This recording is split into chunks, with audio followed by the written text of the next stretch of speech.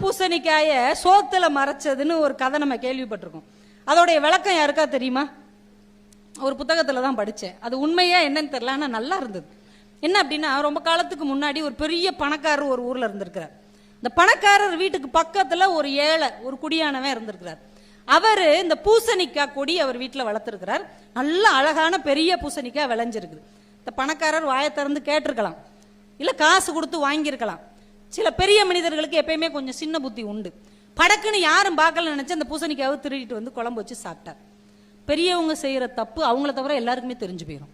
எல்லாருக்கும் தெரிஞ்சிருச்சு, இந்த பூசணிக்காய் திருடினார்ல அவர் வீட்டுக்கு பின்னாடி தான் என் மச்சனை இருக்கான், இந்த பூசணிக்காய் திருடினார்ல அவருக்கு பக்கத்து தெருவில் தான் என் பிள்ளை டியூஷன் படிக்குது, இந்த பூசணிக்காய் திருடினார்ல அந்த தெருவில் தான் நாங்கள் வீடு பார்த்துருக்கோம், இப்படியே சொல்லியிருக்காங்க. காலம் ஓடிக்கொண்டே இருக்கிறது. 2வது தலைமுறை, 3வது, 4வது தலைமுறை வந்துருச்சு. ஒத்த பூசணிக்காய் திருடிட்டு அந்த குடும்பமே அசிங்கப்பட்டிருக்கு. அதுக்கப்புறம் எல்லாம் நல்லவங்களா தான் இருந்திருக்காங்க. இந்த 4வது தலைமுறை பேரனுக்கு ரொம்ப சங்கட்டமா இருந்திருக்கு. என்னையா அந்த ஆளு ஒரு பூசணிக்காவை திருட போக நம்ம ரோட்ல போகும்போது இந்த பூசணிக்காய் திருடினார்ல அவருடைய பேரன்னு சொல்லி அசிங்கப்படுத்துறாங்களேன்ட்டு அவங்க ஊருக்கு ஒரு ஞானி வந்திருக்கிறார். அவர்கிட்ட போய் சொல்லி அழுதுருக்கான். பணம் காசு சொத்தெல்லாம் இருக்கு, நான் பூசணிக்காய் திருடினாங்கன்னு ரொம்ப அசிங்கப்படுத்துறாங்க சாமி, இது என்ன செய்யறது, என்ன செஞ்ச அந்த பேர் மறையும். அவர் அப்படியே அவனை குறுகுறுன்னு ஒரு 5 நிமிஷம் பார்த்துருக்காரு. பார்த்துட்டு, உங்கள்கிட்ட பண வசதி இருக்கா? அதெல்லாம் நிறைய இருக்கு. டெய்லி ஒரு 10 பேருக்கு சாப்பாடு போட முடியுமா? 10 பேருக்கு என்ன 50 பேருக்கு சாப்பாடு போட முடியும். சரி, டெய்லி ஒரு 50 பேருக்கு நீ சோறு போடு. அனாதைகள், இல்லாதவங்க, ஏழை எளியவர் யார் வந்தாலும் சரி, டெய்லி 50 பேருக்கு சோறு போடு. அப்புறம் ஒரு 10 நாள் கழிச்சு வா அப்படின்ட்டார்.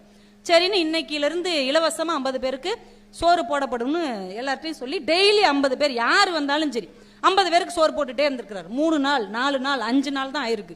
6வது நாள் சொல்லியிருக்காங்க, வந்தவங்களுக்குலாம் சோறு போடுவாங்க பாருங்க, ஒரு வள்ளல் வீடு, அவங்க வீட்டுக்கு பின்னாடி தாங்க நாங்க குடியிருக்கோம். வந்தவங்களுக்குலாம் சோறு போடுவாங்க பாத்தீங்களா, அவங்க வீட்டுக்கு அடுத்த தெருவில் தான் நாங்க இருக்கோம். சில நேரம் நாங்களே அங்க போய் தான் சாப்பிடுவோம்.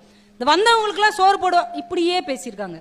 10வது நாள் முடியும் போது முழு பூசணிக்காயை திருடிய வீடு என்கின்ற பேர் மாறி போய் சோறு போட்ட வீடு என்று அந்த வீடு மாறிவிட்டது. இதுதான் முழு பூசணிக்காவை சோத்துல மறைச்ச கதை. அப்ப ஒருவேளை நம்ம குடும்பத்திலே ஒரு தவறு நடந்தால், ஒரு குற்றம் நடந்தால், அதை இன்னொரு தவறால் சரி செய்ய முடியாது.